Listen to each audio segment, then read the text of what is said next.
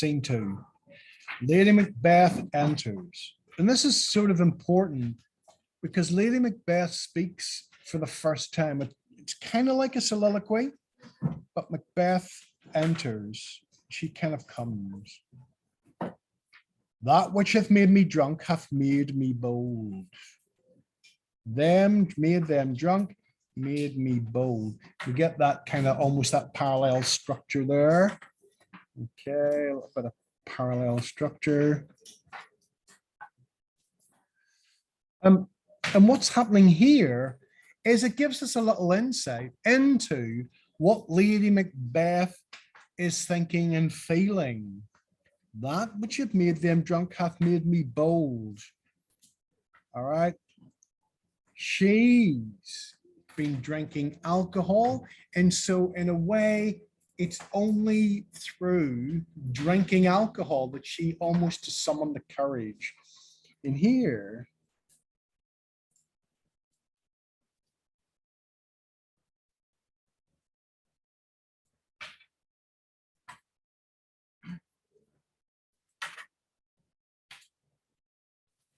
she seems to need alcohol again to give her the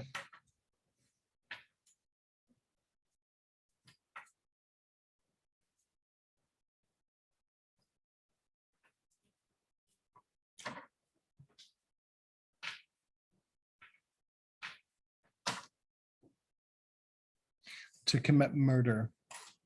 So she's had a drink, and it's kind of it kind of loosens her inhibitions. Remember, she talked about the spirits come on sex me. Well, here the spirits seem to be wine or wassail or whatever it is she uses. So in a way, she's in an altered state. What hath quenched them hath given me fire. And she continues that, quench them hath given me fire. And in a way, it spurred on her intentions. In a way, she's lost her inhibitions.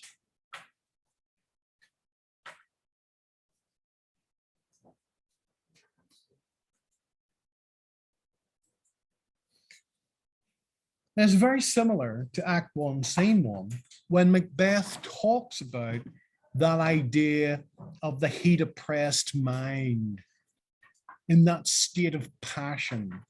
And we get that the drinking of alcohol that loosens the inhibitions, and here we've seen it here.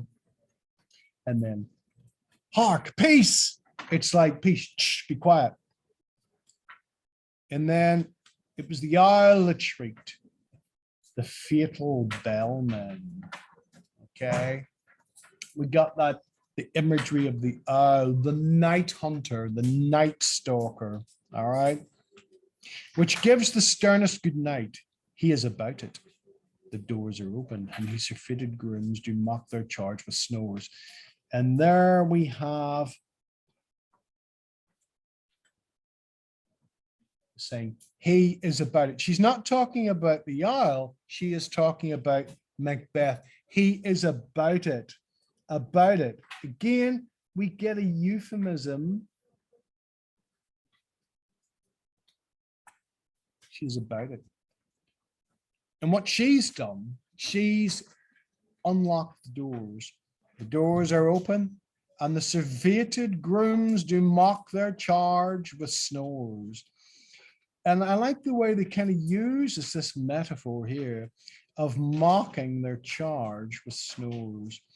This idea, the Duncan who they're charged with protecting, they're now snoring. I have drugged their possets. Now, a posset is like a nighttime drink. You have it before you retire to bed. So it's kind of like, you know, like a Milo, a hot Milo that you go, you know, something like that, or a Horlicks or a nighttime drink. It tend to be a posset that you would put probably a little bit of alcohol in there. And she has made the possets, and now they are fast asleep. Okay. The death and nature do contend about them, whether they live or die. And there's almost like a kind of gloomy sort of imagery here. There's a quite a kind of grim tone in the Macbeth. Who's there? What? Oh, alack, I am afraid they have awaked, and 'tis not done. The attempt and not the deed confounds us. Hark, I laid their daggers ready.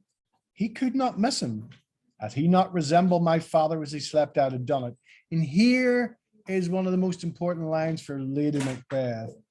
Had he not resembled my father as he slept, I'd have done it. And again, it's that unsex me. She really doesn't understand. She's had to get drunk in order to do what she needs to do to make herself bold. And now she says, if he looked so much like my father, or else I would have done it. But you didn't. Here we get a sign of her conscience. Okay, this is the first sign of Lady Macbeth of conscience. That she does have a conscience. That she is a creature of love, that the love for her father, all right, would be something that she would not be able to overcome. Enter Macbeth. My husband! Exclamation. Now, I want you to look at this. I've done the deed. Didst thou not hear a noise? I've done the deed. Done the deed. Again, another euphemism. All right. I heard the owl scream and the crickets cry. Did you not speak? And I want you to look. It's dark.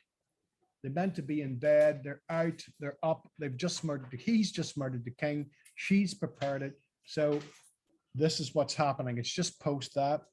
Now look, we got the pause. When? Now. As I descended, I. Boom, boom, boom.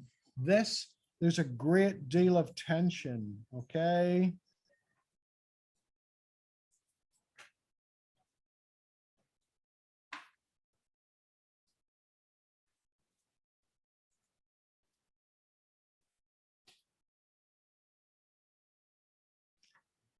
When? As I descended, I. And we get that boom, boom, boom. That quick interchange.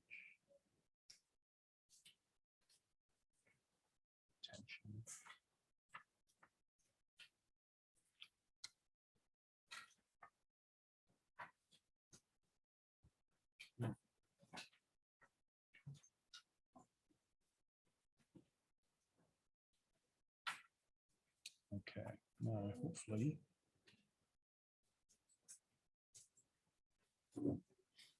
Then hark. Who lies in the second chamber? Hark, listen, listen, shh. Who lies in the second chamber? Donalbain, the king's youngest son. And then Macbeth, this is a sorry sight. And then we have immediate regret. Immediate regret. This is a sorry sight. They're not excited. There is no excitement, just tension. A foolish thought to say a sorry sight. There's one did laugh and sleep, and one cried murder. And again, did come kind murder? Or is this again Macbeth's imagination? That they did wake each other. I stood and heard them, but they did say their prayers and addressed them again to sleep. Okay.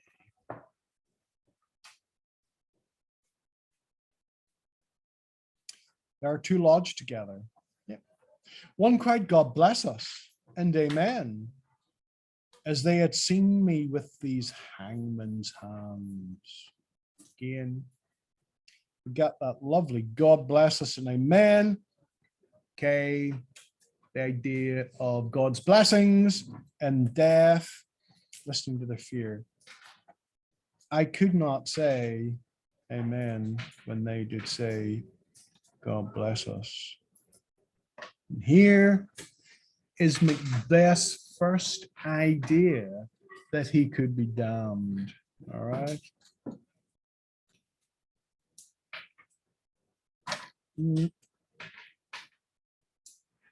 Macbeth. Got in. Okay.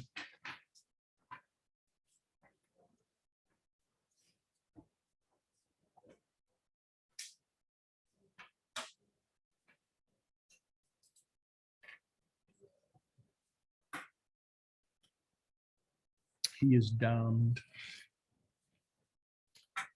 He's damned.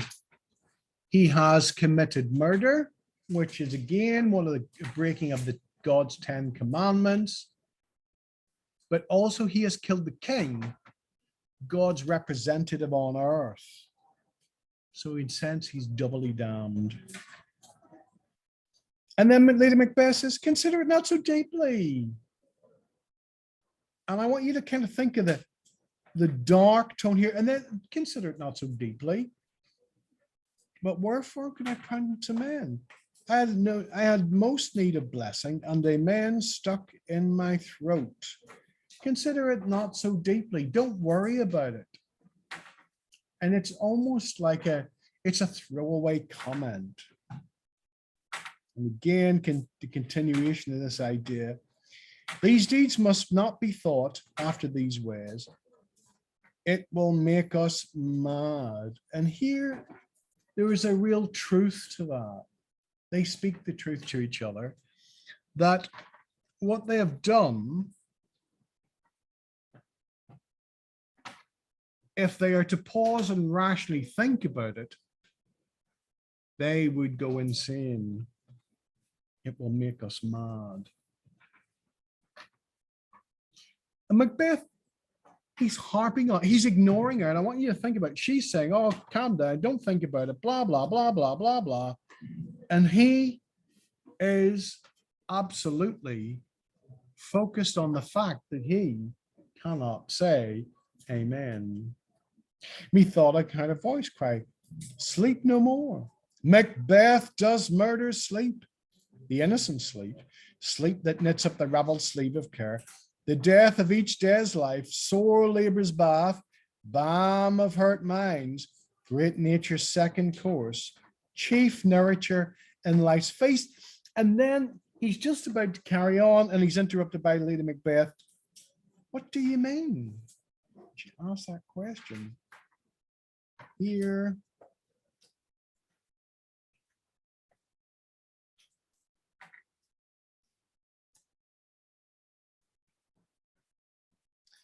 Sleep is a healing.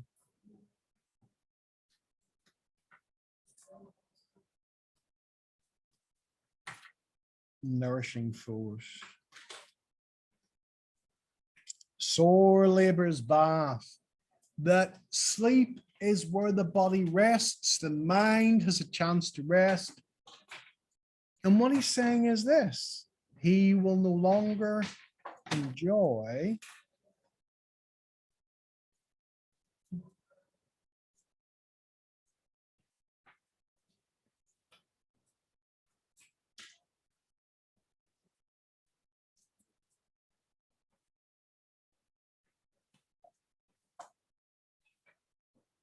no longer have a sound mind or ever feel rested.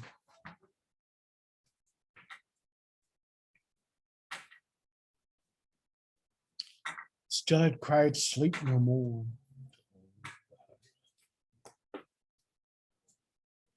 And sleep, in a way, is the way, it's almost again like an allusion to his conscience. His conscience will never be free because he's damned. He's damned. Continues on. Lambs have murdered sleep, and therefore Cawdor shall sleep no more. Macbeth shall sleep no more. And there's a cry of exclamation there. That never will he know rest. Never will he know what it is to kind of have a calm mind. That what he has done is lasting and he will never have peace.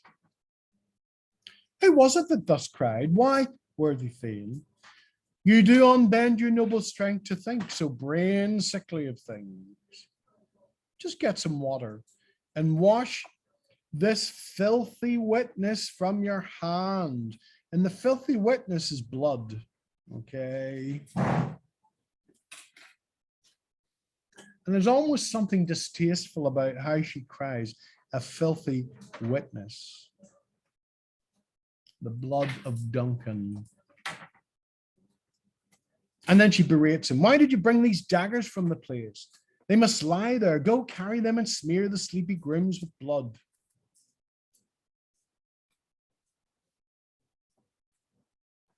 I'll go no more.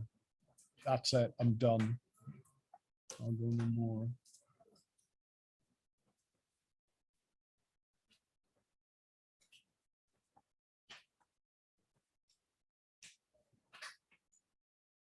He cannot face his crime.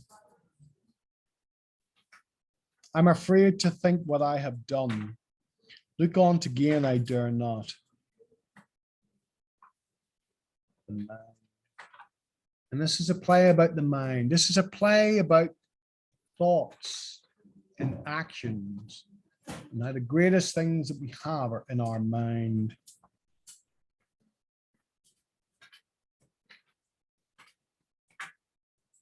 Infirm of purpose, give me the daggers. The sleeping and the dead but are as pictures. 'Tis the eye of childhood, the fears of a painted devil. If you do bleed, I'll gild the faces of grooms withal, for it must seem their guilt. And then she exits. And we'll kind of pause there. Okay. But here, infirm of purpose, you useless Macbeth. Give me the daggers, the sleeping and the dead are as pictures. Painted devil, okay? And we get this idea of sleeping and the dead. She diminishes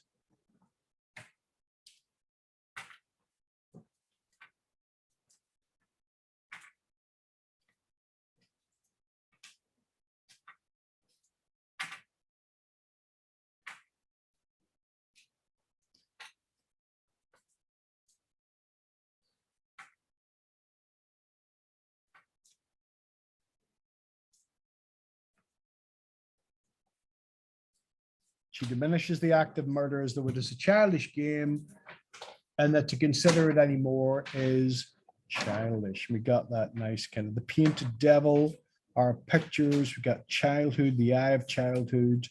Okay.